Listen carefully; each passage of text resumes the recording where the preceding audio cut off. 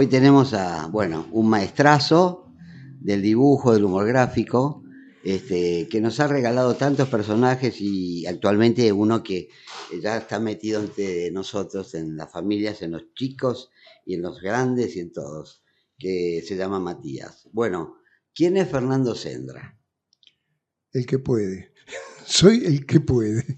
Lo que puedo, soy lo que ¿Qué puedo. podés?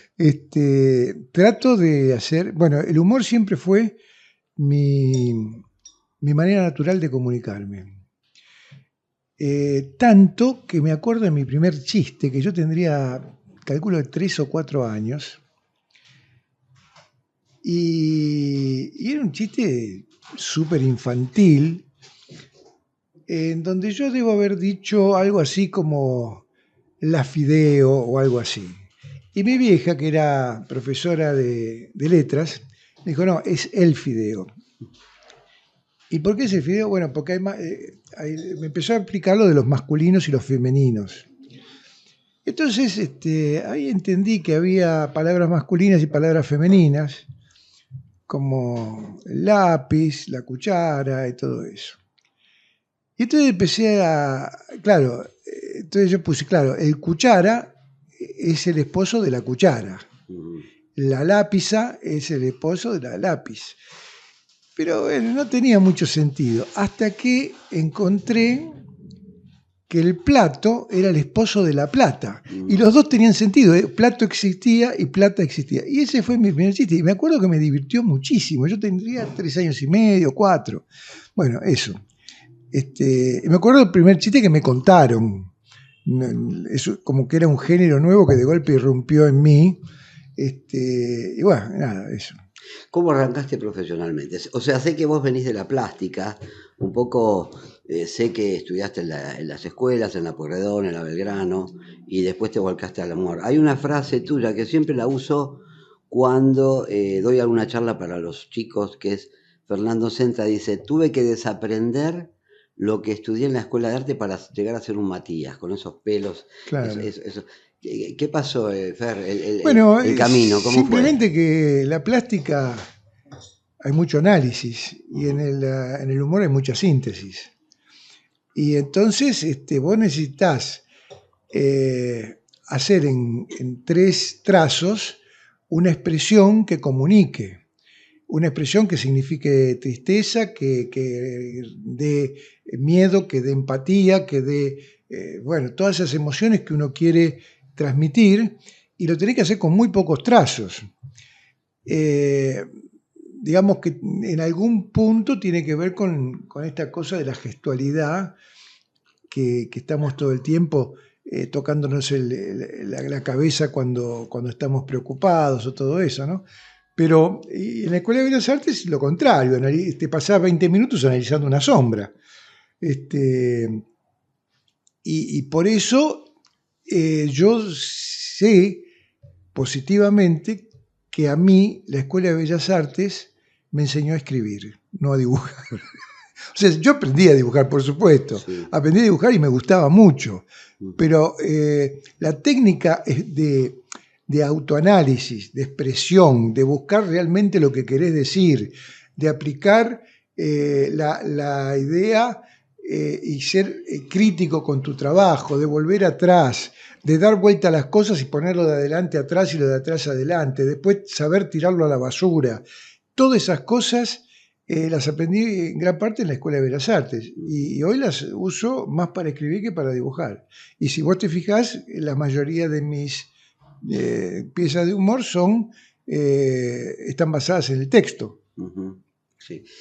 Eh, Cuando uno llega a un personaje como Matías, comparándolo con Mafalda, con el Clemente, con tantos personajes, siempre hay un camino para llegar a ese personaje, no sale, digamos, en tu carrera, que yo conozco muchas cosas y otras no tanto, sé que has hecho otros personajes que fueron Prudencio, el Capitán Cacho.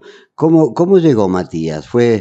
¿Se te ocurrió? ¿Fue un pedido? Porque el caso de Mafalda fue un pedido para una publicidad, tengo Sí, entendido. sí. ¿Cómo llegaste a ser Matías? Y contá un poquito cuáles fueron los procesos anteriores. Cambiaste el estilo, desde Sí, Prudencio, claro. cambiaste tu estilo, Sí. ¿Y cómo llegaste a Matías? Contá un poquito la historia. Bueno, en realidad yo había presentado en Clarín una historieta que me gustaba mucho a mí, pero no tenía idea cómo continuarla, que era una historieta que empezaba con un barco que se hundía, dos náufragos que se salvaban, iban a una isla, y uno que era el capitán quería fundar una monarquía, y el otro, que era digamos, el que estaba a cargo del capitán, quería formar una democracia. Entonces siempre era la lucha por el poder entre dos tipos, uno por la monarquía, el otro por la democracia. A mí me gustaba esa tira, me parecía que daba para bastante. Por esas cosas que ocurren, la tira se cayó, no exactamente por ella misma, sino por otros motivos que son largos de contar. Y yo tenía en carpeta a Prudencio, que lo había publicado en La Razón, lo mostré, gustó, y empecé a publicar Prudencio. Yo a Prudencio lo había publicado durante varios años en La Razón, y entonces yo creí que lo iba a poder, digamos, que lo tenía conocido el personaje. Pasaron varias cosas. Una de ellas es que yo en La Razón lo empecé a publicar y poco, digamos, hubo un proceso de envejecimiento del pasado, digamos. El pasado envejeció muy rápido. Y entonces lo que todavía en el 80 y pico era digamos, una cuestión que estaba presente, pocos años después ya no estaba tan presente. Ya no estaba tan presente el tango, ya no estaba tan presente el guapo, ya no estaba ni como recuerdo siquiera. Bueno, pero bueno, yo ese personaje lo tenía conocido y me pareció que todavía podía funcionar, y lo empecé a publicar con naturalidad, pero cuando tuve la sorpresa de que el medio me daba una percepción diferente del público que me leía. Yo sentía que me leía un público diferente al que era La Razón. No te olvides que era La Razón de Timerman, ¿no? Y la sensación que yo tenía es que era un público más heterogéneo, no tan específico como el de La Razón. Y digamos, eso era un componente. El otro componente es que en esos pocos años yo había adquirido una tropa de hijos. Yo ya tenía 4 hijos, la mayoría chiquitos. El mayor tenía 10, después venía uno de 7, una de 3 y una de 2. Entonces era casi natural que yo hiciera una historieta de chicos. Pero nunca se me ocurrió hacer una historieta de chicos, sino todo lo contrario. Una noche que no se me ocurría nada para Prudencio, lo único que me venía a la cabeza era un chiste que se me había ocurrido esa mañana, pero era para un nene. Entonces yo pensaba, ¿cómo puedo hacer para meterle este chiste a Prudencio? Entonces me imaginaba que Prudencio se recordaba su infancia, o que Prudencio fantaseaba con ser nene, qué sé yo, alguna cosa así, y no me cerraba por ningún lado. Entonces cuando ya faltaban 35, 40 minutos para entregar, dije, acá aparece un nene por el costado, sin explicaciones, sin nada, y apareció el nene, dijo el chiste y se fue. Al día siguiente tenía el problema inverso. No podía meter un nene un día y al día siguiente sacarlo porque era muy espasmódico todo. Era Prudencio y Matías. En ese día fue Prudencio y Matías. Entonces al día siguiente volvió el nene, que era como una especie de cuestionador de Prudencio. Pero ¿qué pasa? Lo que me llamaba la atención era, ¿viste como en los teatros de revista? Que digamos, el capo cómico se tiene que quedar con los pies del chiste. Bueno, a mí me pasaba que para mí mi personaje era Prudencio, pero el que se quedaba con los remates del chiste era,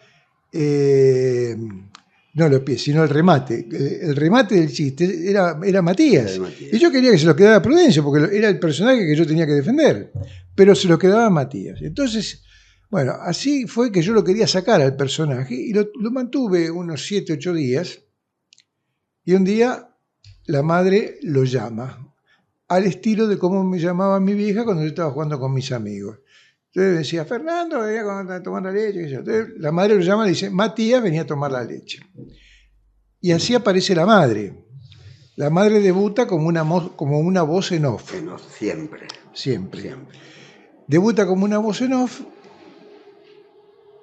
Y bueno, ya me pareció que ahí Matías ya tenía un interlocutor que era auténtico, porque hasta ese momento había como una especie de quiebre entre la realidad de Prudencio, que era nostálgica, tanguera, evocativa del pasado, todo eso, y Matías, que era más bien un personaje de una cultura del día, era el personaje que te hablaba de la mamá moderna, del dólar, de la realidad de ese día, era más picante. Bueno, en un momento me di cuenta que no podía mantener a los dos personajes en la misma tira a la vez. Así que el día que aparecía Prudencio no aparecía Matías, y el día que aparecía Matías no aparecía Prudencio. Entonces, Prudencio generó una especie de microclima de personajes. Uno de los personajes era el farol, porque él hablaba con su farol. Otro personaje era otro guapo que se llamaba Rosales. Otro personaje era la mina de Prudencio, María, la María. Y a su vez Matías tenía su personaje que era la madre, que era con quien hablaba. Entonces era como dos tiras que se publicaban alternativamente en el mismo espacio. Y no estaba bien eso. Entonces un día llegó el Día del Niño y decidí hacerle de regalo a Matías que esa tira fuera de él. Y bueno, así arrancó Matías como único personaje, como personaje central de la tira.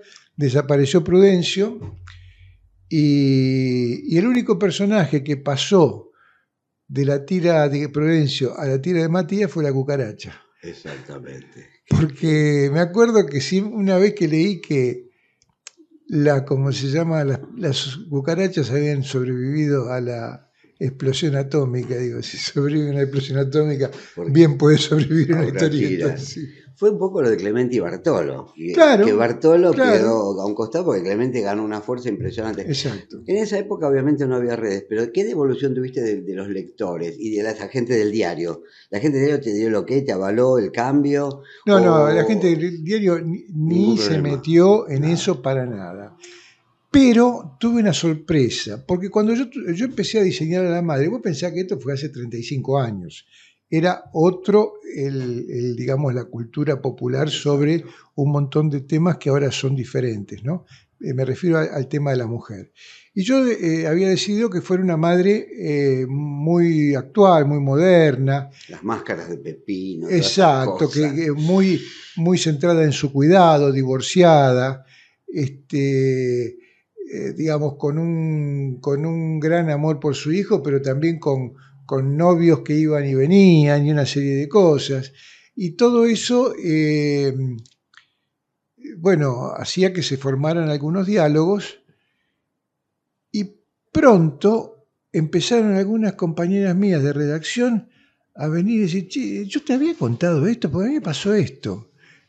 Pero yo no sabía que te lo había contado. Entonces ya cuando 3 o 4 chicas me vinieron a contar que digamos, que se sentían muy identificadas al punto que algunas cosas parecía que habían hecho ellas, me di cuenta que estaba más o menos en la onda de lo que podía ser, porque tenía mucho miedo yo de interpretar a una madre no siéndolo, ¿no?